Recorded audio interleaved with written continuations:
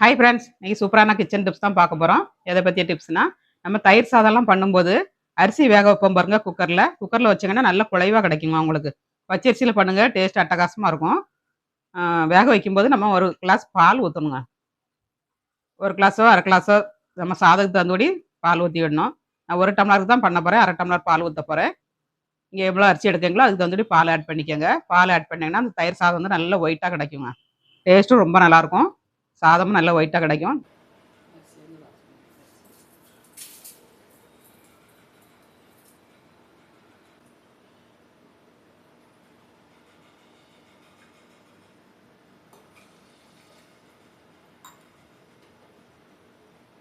ஒரு டம்ளர் அரிசிக்கு 4 டம்ளர் தண்ணி வச்சுட்டு 1/2 டம்ளர் பால் ஊற்றணுங்க. பால் ஊற்றுனீங்கன்னா சாதம் வந்து நைட் ஆனாலும் உங்களுக்கு குழைவாக இருக்கும். டேஸ்ட்டும் நாக்கில் வச்சதும் தண்ணியாக கரைஞ்சி போயிருங்க. அந்த அளவுக்கு ஒயிட்டாட்டும் கிடைக்கும். இந்த டிப்ஸை ஃபாலோ பண்ணுங்கள்.